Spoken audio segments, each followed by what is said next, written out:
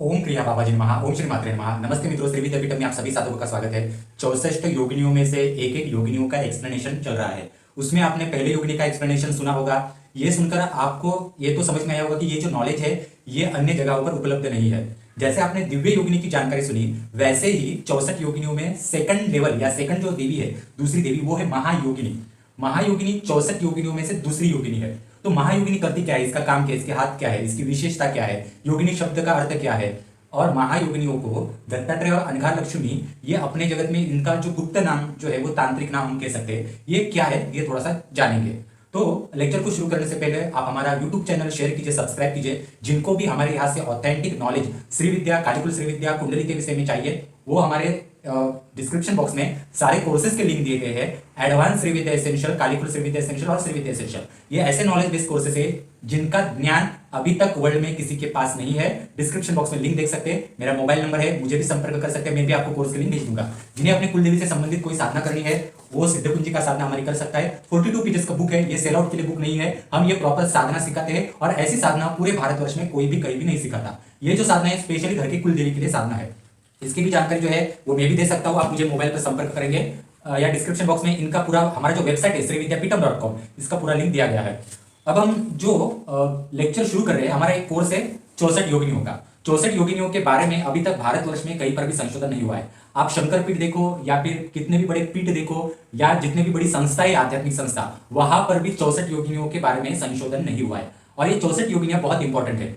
एक भ्रमित कल्पना और भ्रमित प्रचार सारी जगहों पर फैला हुआ है कि 64 योगिनियां जो है ये महिषासुर मर्दिनी दुर्गा अथवा पार्वती की है, परंतु इनका कोई लेन देन इनसे संबंधित नहीं है। 64 योगिनियां, जैसे मैंने आपको पहले बोला, दत्तात्रेय और उनकी पत्नी अनघा लक्ष्मी, इनकी 64 कला, 64 शक्तियां है जो विभाजित हो चुकी है और इनके साथ काम करती है। अब हम जो सेकंड योगिनी देख रहे हैं, सेकंड योगिनी, अब ये जो है यंत्र है, आप देख सकते हैं ये जो यंत्र है 64 योगिनियों का, हम पूरा यंत्र पूजन भी सिखाते हैं श्री विद्यापीठम में। यंत्र पूजन तो कहीं किसी को आता भी नहीं है, हमने पूरा यंत्र पूजन इसमें सिखाया हुआ है।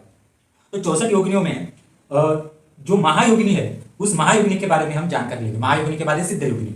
महायोगिनी क्या करती है ये थोड़ा देखते हैं। महायोगिनी का गुप्त नाम जो है वो महरेश्वरी है।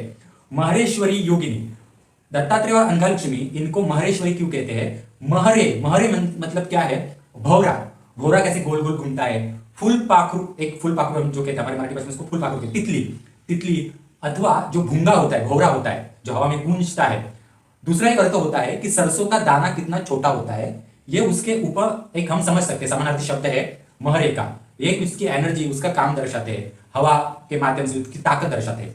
आपको योगिनी ये जो शब्द है इसका अर्थ समझ के लेना पड़ेगा। हर कोई देवी उठकर उसको योगिनी नहीं कहा जाता, नहीं तो ललिता त्रिपुर सुंदरी को भी ललिता योगिनी कहा जाता, बगलामुखी को भी बगला योगिनी कहा जाता, अथवा आपकी यानी हम जो चामुंडा का ये करते तो चामुंडा योगिनी कहा जाता, परंतु उनको योगिनी नहीं कहा जाता।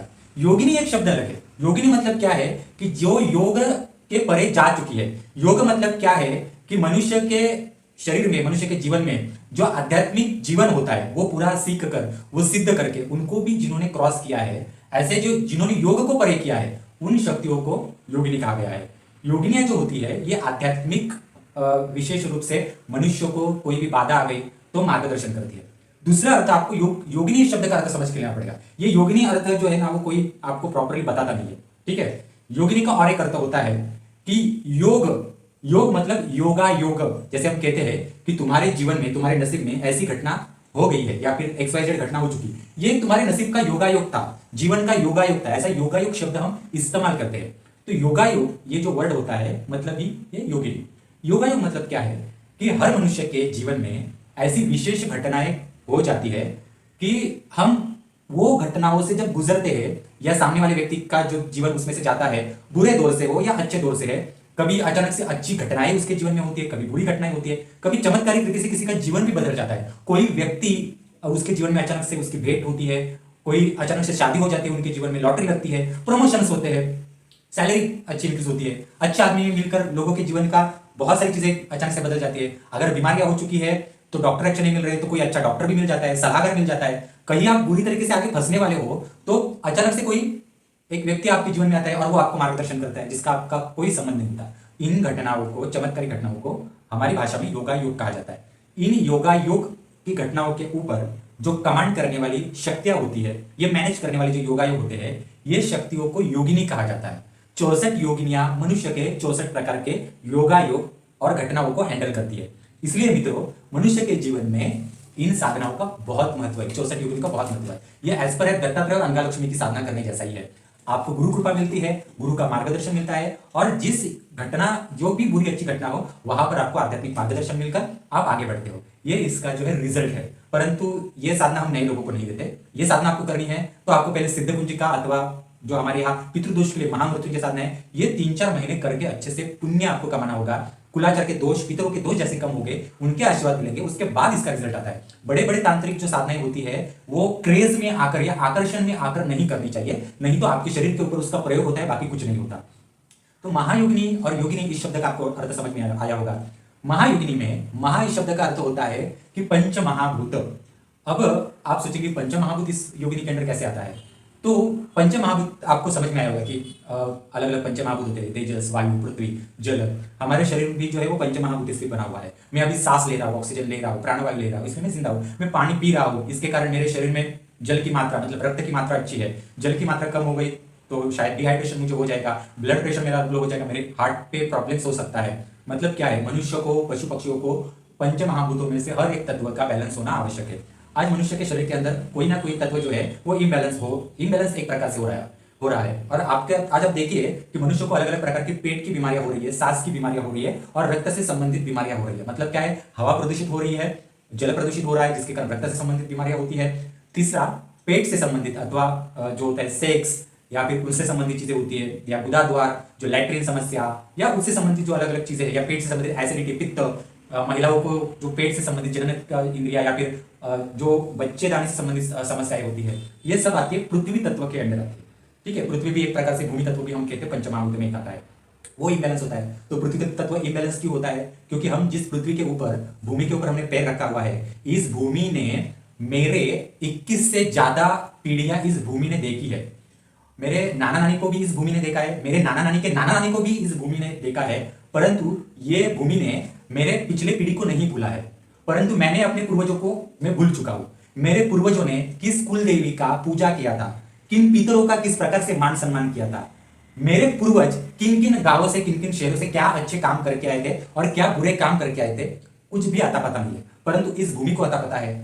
तो इतने पीढ़ियों से इस भूमि को मेरे परिवार वालों ने कुछ भी जो इस भूमि की भी पूजा नहीं की, कुल देवी की भी पूजा नहीं की। जो भूमि को मान सम्मान अपने कुलाचार में देना होता है, हर कुलाचार में जो कुल देवी का मान पान जो होता है, पितरों का मान पान होता है, इसमें पहला अधिकारी होती है भूमि। वो कोई लोग जानते नहीं है अंदर की बातें, ओरिजिनल जो गुरु होते हैं वही जानते हैं। हमारे पास श्री विद्या का नॉलेज है, हमारे पास बगलामुखी का नॉलेज है, हमारे पास बहुत अलग अलग तरीकों का नॉलेज है। आप यूट्यूब चैनल हमारे देख रहे होंगे, हमारा वेबसाइट देख रहे होंगे, इससे आप जानते होंगे। तो जो ओरिजिनल गुरु है ना, वही आपको ये जानकारी देगा अंदर की बातें। बाकी के तो भ्रमित है, आपको कुंडली जागरण सिखाते हैं, परंतु कोई शक्ति आपके सामने हाजिर होकर आपके पूर्वजों का ज्ञान नहीं देती। तो हम जो भी इतने पीढ़ियों का कुल कुलाचार का मान पान करते हैं, आप साउथ इंडियन लोग देखिए, साउथ इंडियन 80% से ज्यादा लोग जो है उनके लोकल ग्रामीण शक्तियों को फॉलो करते हैं, उनके जो कुल देवता होते हैं, कुलाचार होते हैं, उनको फॉलो करते हैं। इवन जो फॉरेन में बैठे जो भी साउथ इंडियंस है, वो हर साल अपना अपना जो काम करना है गाँव जाकर, केरला में हो, तमिलनाडु में, आंध्रा कर्नाटक करते हैं। नॉर्थ इंडिया में क्या हुआ है, नॉर्थ इंडिया में बहुत कम परिवार ऐसे बचे हैं कि जो हर साल इंडिया आते हैं और पूरा साल का जो भी कुल कुलाचार, कुल देवी का मान पान देना है वो करते हैं। तो गोवन लोग भी करते हैं, हमारे महाराष्ट्र भी करते हैं, परंतु अभी अभी महाराष्ट्र में हमारे मराठी लोगों की जो संख्या है ये अब कम होती जा रही है कुल कुलाचार के रिवाज के बारे में, क्योंकि बहुत सारे लोग वैसे ही गलत साधनाओं के पीछे भाग रहे हैं, तो उनको वो अंदर की बातें समझ में नहीं आ रही है। तो भूमि तत्व अशुद्ध क्यों होता है? क्योंकि आपके पूर्वजों को, जिन पूर्वजों ने इस भूमि के ऊपर पैर रखा था, जिन भूमि ने आपके पूर्वजों का पोषण किया, और आपके शरीर का जो भूमि तत्व का जोड़ है वो कम होता जा रहा है, और ये भूमि तत्व अशुद्ध होती जा रही है। भूमि तत्व अशुद्ध होने के कारण सीधा इसका परिणाम हमारे पित्त, गैस, स्त्रियों को जो एक प्रकार से अपचन की जो प्रॉब्लम्स होती है, या बच्चे दाने से संबंधित प्रॉब्लम्स होती है, बच्चा ना होने के कारण, या प्रेगनेंसी, या महिलाओं को पीरियड्स में कुछ प्रॉब्लम्स होती है, ये बहुत सारी अलग अलग प्रॉब्लम्स होती है, ये आती है यहाँ से। आपके पूर्वजों को कहाँ जलाया जाता है? तो जमीन के ऊपर जलाया जाता है, जमीन में गाड़ा जाता है। तो ये जमीन जो है ना, ये जमीन, ये पहली एक प्रकार से विटनेस हम कह सकते हैं, हमारे जितना भी पहला सब कुछ हो चुका है इसका, तो ये पहले अच्छी होनी बहुत आवश्यक है। बहुत लोग जो दावा करते हैं कि कुंडलिनी जागरण से हमारा मूलाधार चक्र जागृत हो चुका है, हम मूलाधार चक्र की सिद्धि मिल चुकी है। अगर आपको मूलाधार चक्र की सिद्धि हो चुकी है तो आपको पिछले 21 पीढ़ियां जो है वो सामने हाजिर हो जाएगी। आप उतने डिकेड्स, उतने साल पीछे जाकर आपकी आंखों के सामने वो सदस्य और वो सारी चीजें आपको दिखाई देना शुरू हो जाएगी। कभी आपको ऐसा दिखना शुरू हो जाता है क्या?